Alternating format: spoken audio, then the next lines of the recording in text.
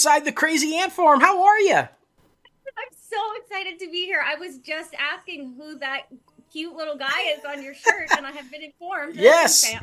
fact Crazy Yes, that's Ant. Bonk, and yeah, he's our crazy ant mascot, Bonkers. We're actually doing a little animated television series about him. Him and his crew run a bar in New Orleans, so yeah, of course, we're working on that. It's coming down the line, but we're excited about What that. sort of what sort of rating would a show like that have? Oh, that's gonna be a adult comedy. Yeah, I figured. Yeah, Yeah. yeah. It's kind of like but think of along the lines of a BoJack Horseman, kind of a thing. Yeah. I It's gonna love be that. along those lines. It's gonna be Oh, that's so hilarious. cute. But Of we're course. excited about that. We're writing that now, and it's gonna be pretty fun. We're kind of doing voice character actors, trying to get some names. It'll be interesting. It'll be interesting. So, how are you? We're so I'm excited to talk to you. well. It's so good to talk to you. Yeah, you guys reached out a while ago, and we were finally able to connect. So I'm Yes, you're busy, we're busy, but it's all good. We got it happening, and I'm so glad because, wow, you have been on some amazingly huge stuff. I mean, it's just Home and Away and Neighbors. Neighbors. Anytime you say Neighbors, they're like Margot Robbie. Yes, yeah, yep, way yep, back in the yeah, day, right? yeah. Dancing with the Stars, of course, all the Hallmark movies, the Yeah. 100. Just like crazy how many things you've been involved with. But what we like to do to kind of start is, for anybody who might not be familiar with you, talk about how you got started in the industry. Was acting something you knew you always kind of wanted to do, or did you kind of fall into it? How'd you get in there? I actually started when I was 11. I was very lucky. I born in Canada, grew up in Australia, and joining the industry in Australia, of course, meant that it was like a slightly smaller pond, so there were more opportunities, which was fantastic. Yeah. And that was where I got my start on Neighbors. And ever since that job, I was just sort of like, this is all I want to do for the rest of my life if I can. Yeah, once you get on set, right, you get that little Oh, bug, you're and it's done. like, It's yeah, over. you're That's done. it. Yeah. Yeah. I've never heard of anyone that went to set once and was like, that'll do me. I've had Yeah. enough of that. Yeah. Yeah, same. I tell everybody who's trying to break into the industry, it's like once you're on a set, it's like the greatest. I describe it as literally, I have found nothing that matches the feeling of being on a set other than the birth of my daughter. Outside of that, I just have nothing else brings me as much joy as There's being on a nothing like set. it. I Yeah, agree. And I don't know if you're like me, Dustin, where I feel that. And so people that have no interest in film and television, I'm like, you got to come. You got to come over. Yeah, we'll get you. yeah. Come, do set deck, whatever it is. You have a place here. You got to come. Oh, absolutely. And once they see it, once they see how it all works, because, most people don't know what goes into The amount of making what moving parts. happens on the Yeah. screen that they see. And when they get on a Yeah. set and go, Yeah. wow, I yeah, know. it's, That's one of my favorite things about being on a set is all the moving parts and to see people that are so skilled in each of their crafts yeah. being creative. There are very few, I assume, very few other jobs where there is that much creativity and that a vast amount of different styles of creativity all coming together to create hopefully a similar sort of vision. I think is really cool. Oh, yeah, that's a great point on how you said that because so many times it is so many different creative visions, yet somehow pull off what they're trying to do as a team, and it's Exactly. unreal how many people can come together and do that. I feel like outside of this industry, when you start getting that many people together in a room, It just egos get in the becomes, yeah, way, and yeah. exactly. Yeah. But Yeah. this, nope, it's like no, we're gonna make this happen, and you're boom, gonna do it. Exactly. And when it's How? not happening like that, you see, then that's when it sort of starts to fall apart. It absolutely does, in my opinion, have to be a collaborative effort. Oh, without doubt, without doubt. So I got to ask, what's it like coming into a show that's a huge hit? You're 11. It's already kind of like a family there, kind of a thing, So what? How were you treated first of all? Like, okay, here comes the newbie. What right? And as a younger actor, what was that like going into it? Because we've talked to some people in the past about soap operas and stuff, and the rate at which how many pages they knock out in a day and how they go through it. I'm assuming it was the same over there on a soap opera there as well. What was that Very much like? so. Yeah, I think so. For me, my spot on Neighbors was a guest role, which was like the perfect way to start in the industry. And because I was 11, people quite literally held my hand and were like, this is your mark. Don't look here, look here. Like, and if you were to join the industry at a later age, people just assume that you know what's going on. So I feel very, very lucky to have been given such an incredible lesson at such a young age. And then Home and Away, that was a series regular. So that was much more like the soaps you would have heard of, where it's just like an overwhelming quantity of dialogue. Yeah. Like, put it simply. But again, that was such a wonderful learning experience where now nothing has ever seemed as big of, like, there's never been that much dialogue, nor will there ever be again. And of course, because you're making it year round, you'll get a couple weeks off at the end of the year and then you're right back at it. So it teaches a discipline that I think everyone that has been through that circuit would vouch for the fact that it's so valuable. Oh yeah, yeah. I feel like anybody who can, they take a lot of knocks sometimes, the soap operas or kind of that. Yeah. But I feel like Yeah. if anybody who's able to perform on a soap opera and go through that much dialogue and Yeah. record that many pages a day, you can handle anything after that. It's Oh, for like, sure.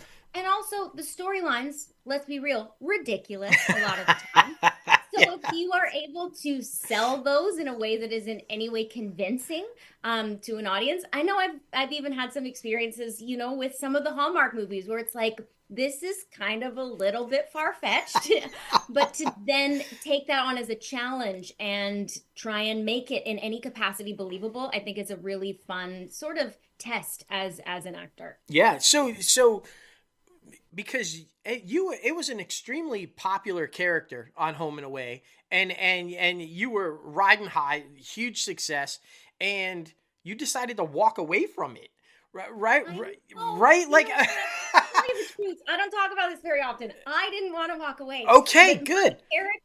my character had they were this beautiful love story. The character I played April, and there was this character Dex, and they were this magical love story because in the soap operas, most people die or like it's everything's tragedy all the time. But Yes. they were one of the love stories, and so the producers wanted to make sure that they stayed together no matter what. And the Charles who was playing Dex, he wanted to go, and that's so fair. I totally get it. We did 3.5 years, which is a long time. Yeah.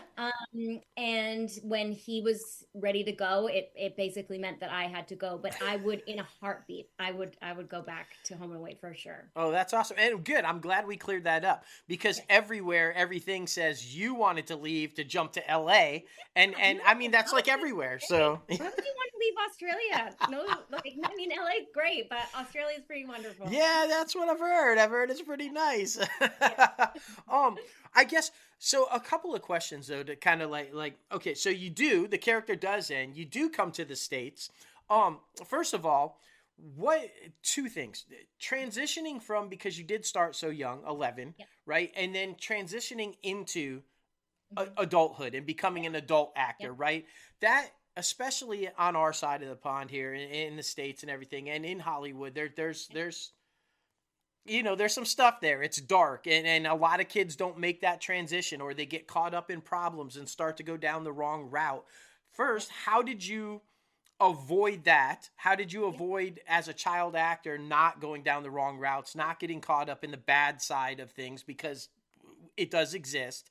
And have you found it difficult or easy to make that transition into adult acting? I have to be honest with you, and I'm not sure how much I've spoken about this either, but I actually really struggled. So, The 100 was the first job I booked off of Home and Away.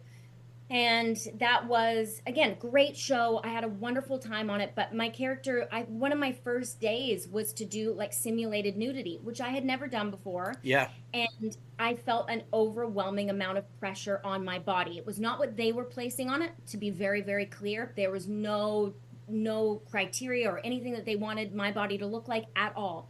I was just supposed to show up and be myself, but I got very, very critical of myself in that moment. And it was after that show that I actually decided to, I say take a break. I didn't have anything lined up, so I don't know how much of a break it really was, but I spoke to all my managers at the time and I said, I don't want to do any more auditions. And I really threw myself into therapy.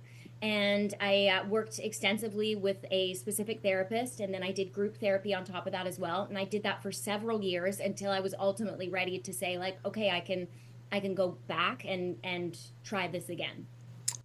Okay, so let's get deep for a little bit because you brought that up, and I'm glad you did, because first of all, doing all the research and prep work for the interview and everything, and I've been following you for a while, so I saw the video that you posted from the car, and I want to applaud you for, first of all, for the courage. Video. I was good. I was like, should I pretend? Yeah, no, we're gonna go there. The courage that you had to make a post like that and share publicly, because it's not always an easy thing to do. I think there's such a stigma attached to mental health that people are terrified to share. Yeah. Again, oh my gosh, you're making me be so candid, and I'm more than happy to be, because I think it's helpful to people. Exactly. But it's taken me, I'm 33 now, it's taken me a long time to sort of realize that. I initially wanted to come out and talk about my journey in therapy. This was a long time ago, and my manager at the time said, "No, that's a bad idea. No one's gonna want to hire you because they're gonna think that you're mentally ill." And I'm doing that in big quotes because I don't think that that's very damaging. That idea, it's not fair. No. Like, you would never. I don't know. I think sometimes you can compare mental illness to physical illness. Absolutely. And like, you can never be like, "Oh, I'm not going to hire that person. They're like a cancer survivor." Like, Right. that's so crazy. So why? Because if someone has overcome mental illness, does that mean that then they're less desirable as someone you want to hire? Right. I just think it's crazy. And I was so thrilled when I spoke out about it on my Instagram. And it really, like you said, yeah, it wasn't that long ago. The influx of people in my DMs after that were just saying thank you for saying something. And even friends of mine that I had no idea of their struggles were like, felt that we could then talk about their own experience and mine. And it was just, I think the more we talk about it, the more we can help everybody. Absolutely, and that's the thing. And for anybody who didn't see it, or you talk about how you struggle with anxiety and depression, and you mentioned the body, because there was an eating disorder in there as well. Yeah. But like you said, I feel like, if just nobody really knows what anybody's going through on a daily basis, right? You just don't know. And it's that simple act of somebody maybe seeing your video or hearing you talk about it, and they realize that they're not the only one going through it. They're not alone. And that might have saved their life. You don't know. They could have been on their way to do something tragic that day, and they see your video and go, "Oh, I'm not alone. And she's going through that." Right? Exactly. And I think so, for me, I got my OCD diagnosis a year ago. So again, at 32. And this is something that I had been experiencing. Some of my first memories are of these OCD thoughts, but it took until 32 for someone to diagnose me. Right. So I think that it's because if you don't speak about it, it just so happened I mentioned to my therapist. I was having a session and I was like, "Does everybody think like that? I'm sure, like, this is a normal thought to have." And she was like, "Whoa, no, that's OCD." And then I'm also, each to their own, but for me, I have found medicine to be very, very helpful. And it completely changed my life. And so even just having discussions about things like OCD, which are often used as like a joke, like people are so quick to throw that around, and it's not funny. It's something that's very serious. And I think if you can talk about it as a real diagnosis, maybe it would help other people find the diagnosis themselves. Or at least ask, like, maybe is this what it is? I don't know. No, absolutely. And just so many things there. First, I think everybody should have a therapist. There is nothing wrong with going to therapy and talking to somebody about it, right? There's a stigma attached to that too, but I tell everybody I know, "Hey, listen, get a therapist. If you don't feel comfortable talking to family and friends, go talk to a stranger. It's fine." I think it's a good thing. And I like how you opened up about the anxiety and the depression as well. My daughter has suffered from anxiety her entire life. And just recently so we're in pre-production on a film right now, and I was inspired to write it when I was watching her battle the anxiety. She was becoming a teacher, and she was going through the process of becoming a teacher, and the anxiety was just overwhelming and so crippling at points that she couldn't do things. And I was like, so I was inspired to write a story about that, and so now we're doing a little film about that. But I don't think enough people realize that, because a lot of times I think people they're anxious, and you hear, "Oh, get over it, you're being ridiculous. That's something from this long ago or that long ago." They don't understand No. what anxiety actually No. is and how Your it use of plays a the word role. crippling, I think, was so perfect. And I think it's so cool that you are writing with firsthand experience. That's the other thing that is so important, is to tell stories that are based on reality of people that are actually suffering from these uh, illnesses. Absolutely. And the whole point of it, I mean, the story has a happy ending or all, but the point that we want to do with the film is to show that you can overcome it, that there's nothing wrong with you. You're going to go through this on a daily basis. It doesn't mean you can't achieve what you want to achieve or do what you want to do. And that's our hope with this film, is that people see it and go, "Oh, I'm going through that. I know that." There's So light on the other side. yeah. Totally. Yeah. Yeah, I think there's a very damaging, and again, it's just a personal opinion. There is a very damaging idea that there is no such thing as recovery from an eating disorder. Right. There are therapists that will tell you that. And I think that that's really damaging, because I believe that I am fully recovered. And who then, I know, I speak for myself, like, why would I enter into something if I'm like, okay, well, I'm not going to get better. So why bother? Like, Right. that's so dangerous to tell people that. Oh, absolutely. Absolutely. And I just, again, you're so brave to just come forward and talk about it, because I'm sure there are many people that look up to you or that you inspire on a daily basis. It's part of the gig of what you do. And for you to be brave enough to come out and say that, you're probably helping numerous people that you don't even realize that you've helped by just being yourself and doing what you're doing. And I Right applaud back you for at you, that. Dustin, right back at you. Well, thank you. There's another thing though. Speaking, I want to kind of like. I promise we're gonna get out of the deep though. No, I like it. Because you talk about the eating disorder and stuff. There was another thing that I saw you do in another interview that really stuck out at me, and I think it's important too, especially being the father of a daughter. You mentioned about how just because you happen to post a picture of yourself in a bikini, that it doesn't give the right to people to slide into your DMs and talk sexual to you or to have sexualized things about you Yeah. or nasty stuff. And especially coming from somebody with an eating disorder and overcoming it and doing what you do, you're probably proud of your body. You want to show off your body, but that doesn't mean because you're showing off the body. Talk about that a little bit, because it's got to be difficult even as, and we've talked about with past guests too, especially now that the whole Harvey Weinstein and all the stuff's out there. It's ugly. It's out there still. Talk about have you experienced anything like that in the industry, and talk about, like you said, with social media and how dangerous that can be sometimes with people doing that. For sure. So when I was 11 on Neighbors, I was added to a website. I'm sure this website doesn't exist anymore, but it was a website called Jailbait Wait. And quite literally a countdown to when, and it wasn't, of course, it was me and all these other underage girls. And people would visit this website to count down until they were of a illegal age where they could sleep with them or view them sexually. And I knew of this when I was 11 years old, which is like I don't know what it made me think at the time, but now I look back on it and I'm like, that's criminal. Like, there's something seriously wrong about that.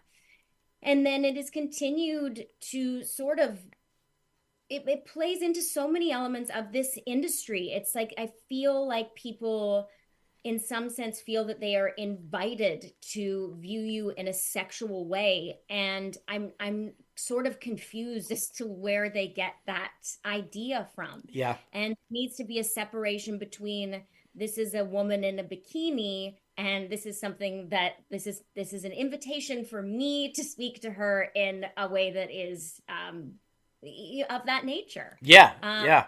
They're two very, very, very separate things. No, and you brought up a good point with that too. It's like, is this guy, first of all, if it is the guy that will do this in person, then we really have problems. That's going up.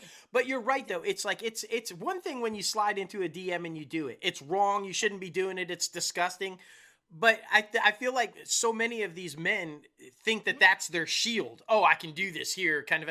And it's like, think about it, my man. Would you walk up to her in real life and say something like that to her? Of course you wouldn't. So why do you think it's okay to say it here, right? It's just, it's. Yeah, it's terrible. And not to generalize, I'm sure, but statistically, I think both of us were probably in agreement that it is a lot of men that are out there, unfortunately so, yeah being perverts, and it makes us good men really mad. Yeah, I It's like, know. I have to remind people, like, not all men are like this. Especially with, you're the father of a daughter. Like, Exactly, I exactly. totally Somebody imagine slides into her DM being like that, like, I'm oh my hurting God. somebody. Yeah, Yeah, exactly. It's exactly. like, as a Yeah. dad, and I was raised by a single mom. My dad passed away when I was 7. So Oh, being raised by a mother, I was taught how yeah, to respect women and how you should treat a woman. And that's yeah. not it. No, You no, don't that's do these not it. things. No. But you're right though. It's so Mhm. intertwined in the industry, because how often do we hear sex sells? Oh, you got to show more skin this way, or you got to, or like you said, you get on the 100 and what, you're barely an adult at that point. You're Yeah, like, oh no, yeah, let's do nudity, simulated or yeah, not. It's just like exactly. boom. Yeah, So, yeah. and you don't, I mean, come on, you don't see it all with the men. You're not jumping in and going, hey guys, we need you to do this or do that, right? No, It's no, kind of a whew, no, it's a it's tricky not. And it's situation. so targeted towards women. And I've actually had a sort of opposite, yet very similar conversation about Hallmark, where so this movie that I did, we'll probably maybe talk about it. It's coming out sometime this year. Was a Hallmark movie. Shot it in Costa Rica. Phenomenal movie. Yeah. No, I mean in terms of like that, the world. It was one of my favorite Hallmark movies I've ever done for sure. And we're in Costa Rica. We're swimming in the waterfall. I need to be wearing a bathing suit. Right. The number of bathing suits I had to try on was absurd because every single one of them was like, oh, it's too much. She's showing too much. It's too much. It's too much. It's too much. But again, you're thinking that it's sexual. It's not. I'm Yes. a girl. It's hot. I'm going to go swimming. You're the ones that are making this weird. Yeah. It doesn't have to be. Exactly. In between women and their bodies being that of a sexual nature that I think we are far too focused on. Right. Agreed. Agreed. And so, okay, let's talk about Hallmark though. And it's funny that even working on a Hallmark project that they Yeah, would worry about something like that, right? Because you exactly. don't This typically is the associate opposite that with way. Yeah, it's Hallmark, right? interesting. Yeah, But exactly. I love though the Hallmark aspect of it. And I look, I'm a Hallmarky. I'll admit it. I get dogged all the time for it. I don't care. I'm a Hallmarky. Yeah. But I like it because so many of the people that we've interviewed from Hallmark and friends of ours that work for Hallmark, that they always say about how people need this. People need a place where they can just go and in some instances sit around the TV with their family and know that it's going to be okay for the whole family to think, and just to see a happy ending, to just escape from the craziness that the world is and I go, agree. this is a nice little movie that's going to have a happy ending and it makes me feel good. 100. Right? Yes, I totally agree. I mean, I think all you have to do is watch the news for 30 seconds and understand why films like the Hallmark Channel makes, why Yeah. they need to exist as well. Absolutely, and I will say that I'm loving recently that they are kind of breaking the formula. They're getting more into different storylines and more diverse casts and they're opening up. And I love, you're not sure if they're going to end up together at the end. Wait, what?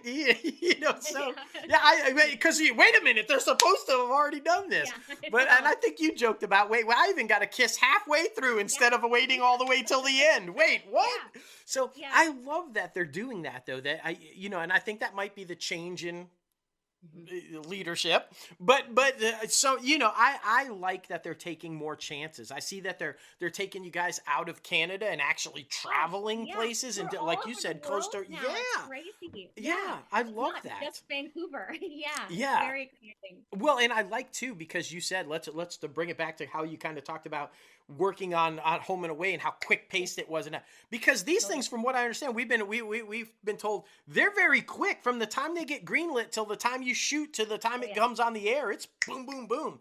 so quick. Yeah. What's that And like? Talk about that a little bit. I love it because it also means that on the day you have to be so prepared. You're lucky if you get two takes. Yeah. And I swear I'm not exaggerating. And this is not on all the Hallmark movies, not to generalize, but on a lot of them, like the one we just did in Costa Rica, yeah, maybe two takes at the most, Yeah. which means you have to be on your game, which I find very exciting and very challenging. It's just keeping the pace going is, I sometimes wonder that if I were to go into some big Hollywood blockbuster movie where you don't even shoot a scene a day, it's Yeah. like a portion of a scene. I wonder what that would feel like because I am definitely I'm very, very much in love with the adrenaline that comes with doing things so fast. Oh, I bet. I bet it's got to be a rush, right? I mean, yeah, there is no wait, right? You hear constantly in our industry, hurry up and wait, hurry up and wait. There's no wait with Hallmark. It's just hurry up and go. Like, I In Costa love Rica, that. there's no trailer. Wait, the male actor that was in it, his name's Chris Russell. He's done a bunch of the Hallmark movies, and we joked about like there wasn't even a chair for us to sit in. There was no like cast chair. It was just, we were rolling at all times. Wow. That's okay. Yeah, that's the first I've heard. That's the first I've heard of that, but I believe it. So I will say, I've seen dozens of yours. I love them. You seem to have a theme. You're very nature oriented in a lot of yours. We're chasing whales and eagles and like and marine, conservation and like, talk about that. Do you have a particular one that you like, or do they just bring them to you? Do you have any kind of a say in which ones you choose?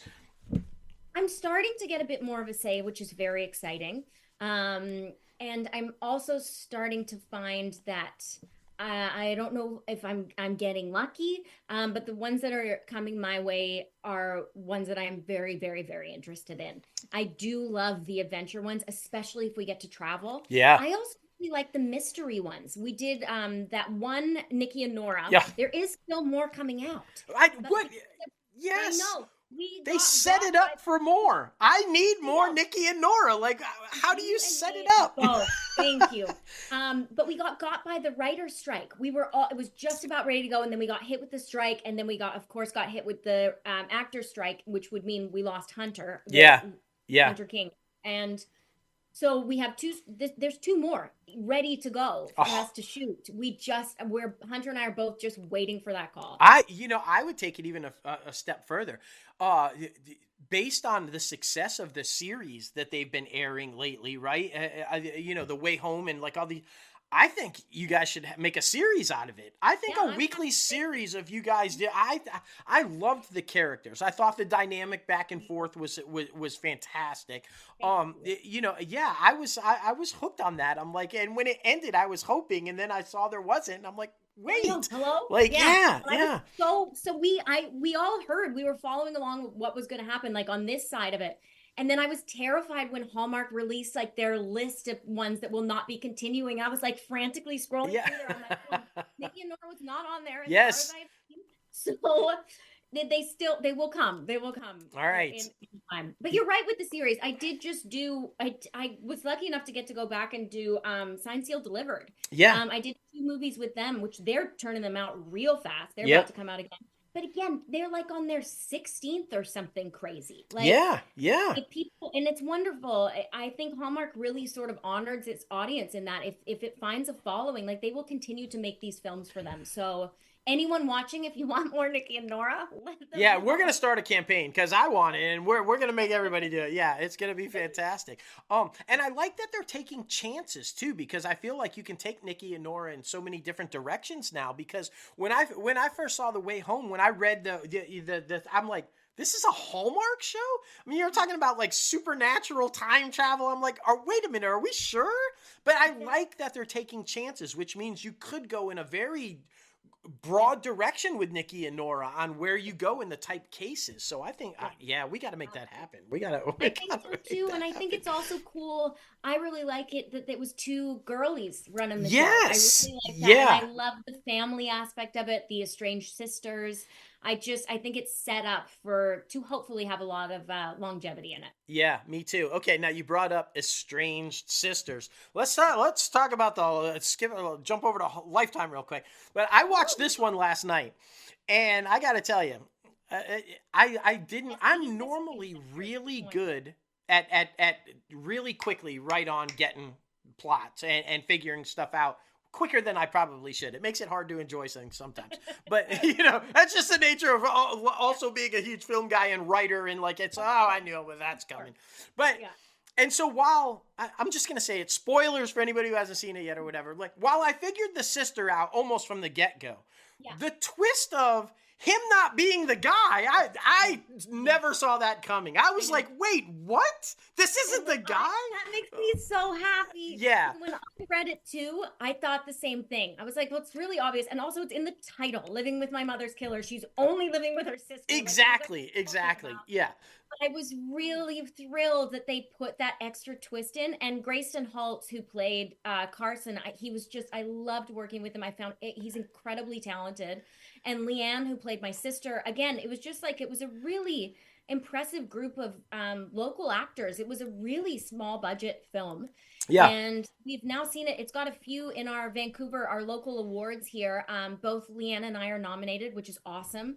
I'm really was so excited to be a part of that film and for it to be my first lifetime experience. Yeah. It was really well done. The acting was phenomenal, and he did an amazing job of like of playing the bad guy, but then making you think he's not the bad guy and you want to root for him. He did a really good job with that. But yeah, you guys, that was definitely not a Hallmark movie. That one was difficult for sure. That was my first one, and I can't get enough of it. I would love to do more of that for sure. Yeah. I can kind of see that. As awesome as you are at the Hallmark movies, and I don't want you to stop doing those because those are amazing and you're fantastic. I can kind of see you being like a badass, kind of like, you know, maybe not a nice person. No, I want to be in a horror movie and I want to be screaming and crying and covered in blood and be the bad guy. That's what I want to do. Yes. Yeah. No, totally. Okay. All right. Now I'm hold on. I'm going to get my pad. I'm going to start writing down ideas for you. Yeah, I love that. Not you come off as the victim, but you're really the bad guy. I would love that. I think you'd be really good at that. I think you would, because you're so deceiving. Like this girl can't possibly be the bad guy. Yeah. But yeah, no, that would be perfect. That would be perfect. So okay, that's interesting. Have you ever thought about?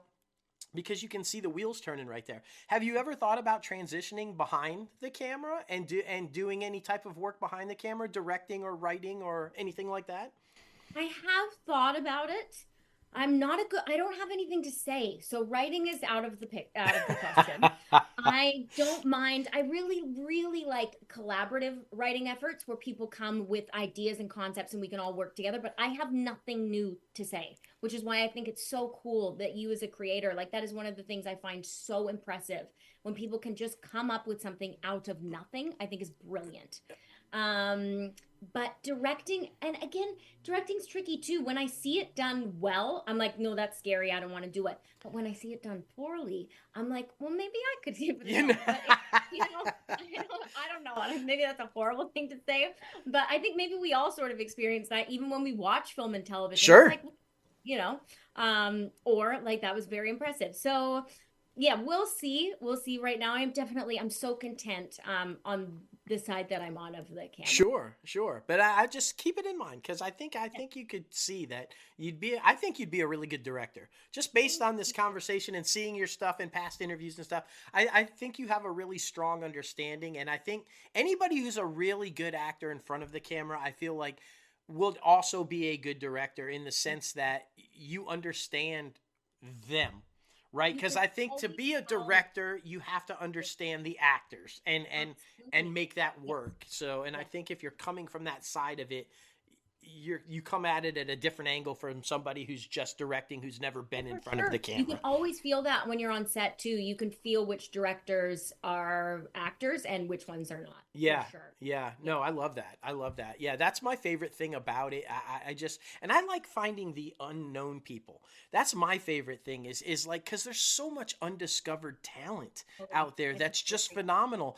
And I was just at an event out in LA and literally the studio execs, and I'm not going to mention which studios, but they were literally saying is like, when you're trying to package your deal or whatever, they could care less about the story. It's who do you have attached?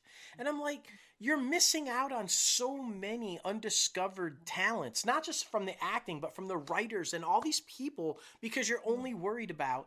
And my argument would be like, look at The Fall Guy, or look at like these, you have these A-list phenomenal actors that did not guarantee success. Yeah. So the idea that you're not giving somebody an opportunity because you think that they're not where your A-list should be. It breaks me every time. I couldn't agree with you more. And I think we're also seeing more and more that with like even stories as a whole, where it's like, well, this one worked the first time we made it, so let's make it again, rather than tell a different story. Yes. Yeah. Well, and it's interesting because somebody brought up, I have this really cool idea about this, and they basically pitched it to these guys, which I was like, do we want to do that? But they did. Right. And all of them, their response was, while that's a really relevant story and probably important, it's just not a pill that we want to feed the audience. That was the response. They said you'd do better to pitch that as a documentary and take it that route, as opposed to just telling a movie, having a story that's in a movie form about it. They literally said it's a pill we don't want to feed the audience. Like, oh my goodness, that's right? wild. Exactly. I can't believe that. My jaw is I'm on the floor. I can't believe, yet I can. That's the crazy thing. Right? That seem like that makes sense. But at the same time, as storytellers, that's a really scary thing to hear what the big dogs are saying up the top. Yeah. I was shocked as well. I was like, wow. I think I will go take my story and make a documentary. But it's one of those weird things. But yeah, it's kind of like, it's why we love what we do. With this podcast, it's all geared towards the up and comers. And so we talk about the industry and the news. The first hour of the show is all industry news, and we talk about what's going on in it. And it's always interesting to just see how it's changed, so dynamic and everything. And it's scary, the stuff that's going on. And I think, this is my opinion, but I think a lot of it has to do with these studios being bought now by people that aren't creators. They're not filmmakers. They're tech guys or whatever. They have no idea about storytelling. It's all about the money for them. So, and they're there. Yeah, and that's so dangerous. It is. Absolutely. Which is one of the reasons why I still think it's cool to, yes, again, it would be really cool to be in some big time Hollywood blockbuster. But these on the ground small films that we are making, like these people are on the set hustling because they still have this deep, deep love for it. Every single person does, even the people at the top. Yeah. Their love is still ultimately for creating. And I think that there's something very, very enjoyable about working on the lower budget things, because I think that within that space, you'll find all the people there still have a love for the craft. Yes. Yeah. It's a passion, right? You get into it because you're passionate about storytelling or about putting your art out there. And I think, I think the way you just described it's perfect. Those type budgets and those type smaller things, it's still art. It's still storytelling. It's still, yes. Yeah. Yes. Oh, yeah. I love that. I love that. I love speaking to like-minded people who get it. Me too. And you get it. So I knew you were going to be a great guest. I knew you were. Okay. So we know you got a Hallmark one coming up. What else you got going on? Anything else coming up? Okay. I got to ask. We know. I touched on it briefly at the top, Dancing with the Stars. You should have won, by the way. I went back and watched it. I went back and watched your performances. I'm like, what? Why didn't she win? You should have won. Dancing. So your musical. We know you play. Do you sing as well? I do. Yeah. That is musical theater is my first great love. Okay. Nothing makes me happier than musical theater. That is my dream to, in some capacity, ever be able to segue into, I'm telling you, even if it was like a High School Musical type thing, nothing would fill my heart with more joy. That is something that I would really love to do. That and the horror movie we're discussing, where I'm the villain, we'll put those both on. Sure. And if we want to get real creative, I'll just start writing a horror musical for you. Why not, right? Let's just go for it. That would be pretty fun. As you're getting slashed or slashing somebody, you're singing. It's great. Well, that's awesome, though. I'm sitting here and I'm looking at you and I'm thinking, man, you would have made a great Eliza. I'm just saying. Yeah, I think you'd be phenomenal as Eliza. Maybe we should spin Eliza off into. We'll call up Lynn. Get him on that. Well, that's good. So maybe I would love to see you in something like that, more musical oriented or something, or maybe even in one of the movies. The Hallmark movies or Lifetime movies. You get to do a little bit of that. Just sing. That would be amazing. We're also making some really cool series in Australia right now, which I'm always still auditioning for projects back at home. Sure. They're making some really gritty, cool TV there, and they're getting bigger budgets, and it's just like a lot of stuff is coming to shoot in Australia, which is awesome. Yeah. So yeah, definitely keeping my eye out for any of that, but also at the same time, like we both sort of said, this Hallmark world is the best. Yeah. And I'm so grateful to sort of be in a position where they continue to keep coming my way. And I feel so lucky to have found this sort of family in the Hallmark Channel. It's wonderful. You know, you're like the fourth or fifth person that refers to it as family. It feels that way. Yeah. Yeah. Yeah. Because so often, Dustin, like I mean, like we said, I've been in this industry for a long time. People talk a big game and they'll promise you all kinds of things. But when I first got to Vancouver, one of my very first jobs was a really small role on Signed, Sealed, Delivered. And Martha, the creator, she said to me, she was like, I promise you, Rhiannon, if we ever do another one of these movies, I'm going to bring you back. And I was like, okay, sure. We hear this all the time. Yeah. But then sure enough, when they X amount of years later have brought it back, they brought me back as I don't know if series regular is the right term. I mean, there's the four of them, right? Obviously the mains, and then I was right under those guys and in all the stuff with them, and I felt that's what makes it feel like a family, is that I feel like people are very true to their word, and there's a lot of honor and integrity that I've experienced going on at Hallmark. I think it's a wonderful channel to be a part of and also to support, quite frankly. Yeah, well, support, yeah, that because Autumn had talked about how it was one of the only people that said, "We'll bring your kids. We'll take care of them while you're doing the kind of thing," and have been able to do that the whole time she's been working for them. So that's amazing, because you don't see that anywhere. It's like, oh no, bring the kids, fly them out, we'll take care of them, kind of a thing. That's rare in any industry. So rare. Yeah, no, I didn't know that. That's wonderful. I'm so happy to hear it. Yeah, that was a great one too. 27-hour day. You guys were awesome in that one. You guys should do another one together. Yeah, I'm just saying. I'd like to do one with because Andrew Walker makes so many. Oh yeah. I said casually in some other podcast, I was like, oh, I want to do one where I'm the number 2, because I'd be the 2 with him and he's the number 1, like the lead. Yes.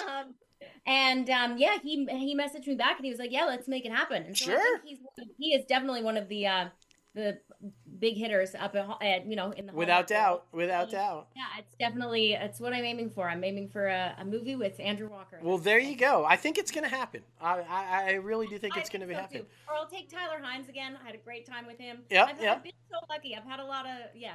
They're all lovely. They're all such nice people, and it's just a pleasure to go to work and make these movies with them. Well, that's awesome. That I love to hear that, and I'm sure they speak the same of you. Yeah, I mean, it's evident in this interview, and I mean, you're just a gem, and I have no doubt that people want to work with you, and because it's all about being a good human being. If you're a good human being, people want to be with you, and people want to work with you, right? And I'm going to interrupt you for a second. No. You are such a fantastic host. Like, I have, truly, I'm telling you, we're still live. I know this. I could have waited till we finished. But I really know you're phenomenal. I have thoroughly, I can't imagine how anyone would not enjoy speaking to you. You're such a pleasure. Well, wow. Now you have me blushing over here. It's like, okay. Thank you. I appreciate that, though. I have a really fun time doing what we do, and this whole podcast thing started off as a way to get publicity for the film stuff, and and to meet people, to network with people, and it's now we're in our 7th year, and it's just it became bigger than we ever thought, and we had one of the last interviews with Ed Asner, and the amount of people that we've been able to interview is just crazy. And we look back over the 7 years and we're like, wow, this, yeah. You know when people love what they do, and that is so abundantly clear. And I'm sure anybody listening can also tell that, which is, of course, why you have such an audience. Yeah, and and it has been a wonderful way to meet people in the industry, and we've been so blessed to become friends with so many of them, and they help us with our film stuff, and we help them as much as we can with their film stuff, and because it really is. I think a lot of people don't realize it really is a very small community, and everybody knows everybody. So who you are, that's who they know you as. So you know, if you're that person, well, you're that. But so I think being a good human being is important. I think so too. I totally agree. Yeah, in real life too. Not just in the industry. Yeah, no, Let's not just talk about work. You know, just I try to be a good human being in general, but you know, so far so good. I think it's worked out. I mean, he married my daughter. I can't be that bad. I mean, you know, it's just, you know. Yeah, you know, I think I always mess with him on that, but you know, it's like, you know, they always say daughters want to marry their dads, and so because we get told all the time we're so much alike. I tell him he's like me, you know, 20 years ago, or you know, and there's a lot of similarities, and my daughter hates it every time I say it, but it's true. It's true. You married dad. You know, and she's like, Dad, no. But it's great though to be able to do what I do with him every day, you know, and then see how happy they are, and just like it's an amazing dynamic that I've just been truly blessed with. So it's amazing. Okay. We're trying a little something new on season 7. We're throwing these into the interview now. We're calling them our popcorn questions.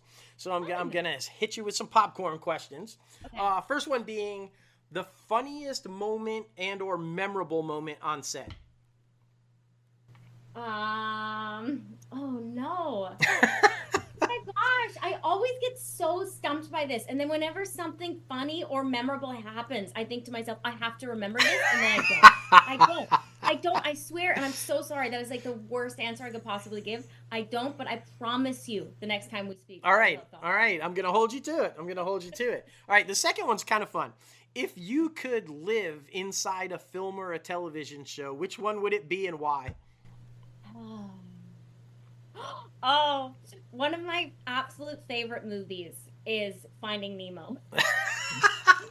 Of course. With my namesake, I think that I would just love, and I think that's the Great Barrier Reef, I'm pretty sure. So that's in Australia. Yeah. I would just love to swim around with those little fishies and be in that movie. Very happy. Okay, I can see it. You should definitely voice one. You could definitely voice one. Oh, without doubt. I think. Okay, I've got so many phone calls to make on your behalf. I'm going to call Disney. I'm going to call I'll call Bob right up and tell him, hey, got a person for you. You've kind of mentioned this one just before we started this, but if there's anyone else, if you could work with anyone, who would you want to work with? Oh my gosh, I'm going to give like a really lame answer, but you know, we have sort of touched on a bunch of people I'd like to work with. I just want to get back and do those Nikki and Noras. That's all I want. Yeah. And I had like a very deep soulmate connection with Hunter King, and to get to go back and work with her again, it's the absolute top of my to-do list. All right. No, hey, it doesn't have to be somebody you've never worked with before. It's somebody you want to work with again. Yeah, that's a good one. All right, these next two are kind of like the Barbara Walters questions. We're going to get deep. If you could, and I'm really interested about this one just because of all the stuff we've talked about, if you could go back and tell your 10-year-old self something, what would you say? That always makes me emotional. That's one of the things that we work a lot on in therapy. It's like, if you could talk to little Rhiannon, what would you say to her? Yeah. And I think something, I know we're in the popcorn section, so I won't get too heavy. No, that's why we say this is the Barbara Walters one. If you cry, you cry. It's all good. Just get. I think that it's beneficial for all of us to remember the little versions of us. And I think we can be, this was literally, so I answer very candidly. I felt that I was too much when I was a little kid, that I was too much. I was too dramatic. I was like, it was all too much. And that I was annoying and, you know, all the things. But I would go back and tell little Rhiannon that, like, you're not, that you're good as you are. You're perfect as you are. Don't change all these things that you think you need to change. You really don't, because ultimately I think then when you grow up, those are the things that make you special.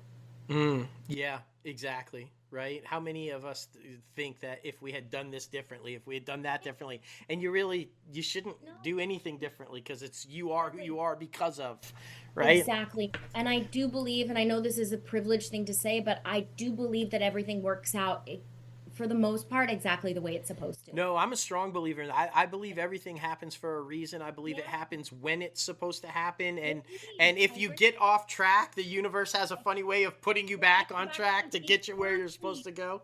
I'm a strong believer in that. Yeah. Oh, Yeah. Okay. The last one. Are you happy with your career so far, with where you're at? I'm so happy, and I feel so lucky to be able to say that. That's also something that I really try and practice, because then I think that if we're not grateful in the moment, we are constantly chasing the next thing and being like, okay, well, I got to get bigger, I got to get more successful, and then you're actually just missing the moment. Yeah. And I think that's so. Yes, I am very happy with where I'm at right now. I'm very, very grateful. No, and I love that you brought that up, because gratitude. That's my tattoo right there. Gratitude. It's the symbol for it. It's important, right, to always be grateful for where you're at and what you have and how things are going, because I think you brought it up perfectly. Once you lose sight of that and you start chasing things for the wrong reasons, that's when things start going bad, right? It's going to come. If you're a good person and you're doing things right, it's going to come. So yeah. Wow. I knew this was going to be a great interview. You are just an absolute gem. I am so glad we were able to make this happen, because you are just amazing and wonderful. Obviously open invite. I think that goes without saying that, we have to have you back on anytime you want to come back on and talk about anything, even just to shoot the shit. You don't even have to anything to promote. Just come on and talk. I feel like I could talk to you for hours. Like you're so easy to talk to. I mean, it's just amazing. And plus, now Logan's definitely going to want to have you back on. He's like, no, I have to talk to her. Yeah, he's got to do it. But seriously, you have just been amazing, and even open invite for the other podcast. We do a second podcast. It's mental health based, and I think that you would be amazing. Sign me up. I would love to. I really would, just because of the earlier stuff that we had talked about. I think it would be amazing to have you on and talk about what you've overcome and the things that you've done, and I think it would help so many people. And we refer to it all the time as our bi-weekly therapy session. We talk about things that we've never. I dove deep into the death of my father and just all kinds of stuff on there that I've never publicly spoken about. And a space to do that, because even we're all so quick to go, yeah, it's fine, don't worry about it. No, it's all good, we're good. It's just I'll just brush over something. Yeah. But to have space and an audience where that's where you're going to dive into these things, I think that is so cool. And I would honestly, I don't say this lightly, I would be honored to come on and have a chat. Well, then we're going to make that happen, because I think you would be amazing on it, and we'd love to talk to you more about that stuff. And, it's early on when we launched it. It was like what you said about when you did your video and the people that came into your DMs saying, oh my gosh, thank you. That's the responses that we were getting. I had no idea. I didn't know that anybody else had gone through that, or I didn't know that, or even friends and family, like, that's the first time I've ever heard you say anything about that, or I didn't know that about you. So, I think, we say all the time, if we can just have one person be helped by what we do, by sharing our story, then it's totally worth it. Yeah. Well, awesome. We're going to have you back on both then. Thank you so much for doing this. I just really had a great time. You are a phenomenal human being. Just a gem. And I couldn't be more grateful for that you came on and did this. Thank you. Take care, and I can't wait. Yeah, reach out. We'll set up the next one. Yeah, no doubt. Listen, take care, and we'll be in touch soon, okay? All right. Okay, bye. Bye-bye. Wow. I mean, I gotta say, bravo to you, because the amount of compliments that she freaking gave you in that interview was, I'm a little jealous. It's fine. I mean, seriously, like, the amount of times she said, like, I haven't talked about this before, and thank you for being so candid. Like, it was just a really honest and personal interview that I feel like she's never had the chance to do. Well, first of all, thank you. And I'm not gonna lie. She had me blushing several dozen times, and I don't blush easily, but she had me blushing a lot. But I appreciated her kind words about my interviewing and stuff like that. But I always, and you and I talk about this all the time, I always like when we can have a guest feel comfortable enough and safe enough to be able to open up like she did, right? That means that we're providing an environment or a space to where she felt comfortable enough to speak about such things. So that meant a great deal to me that she was able to open up and talk about things that aren't always easy to talk about. When you start talking about mental health, like depression and anxiety and things that you're going through like that, that's a hard thing to do. And so, it was amazing. And I also just love how she was just throwing stuff out there about, I've always wanted to do a musical. I want to swim around the Great Reef in Finding Nemo. She was also a lot of fun. I don't want people to think that it was just so heavy all the time. It was a lot of fun. She's really quirky and just a really great gem. So thank you again, Rhiannon, for coming on the show.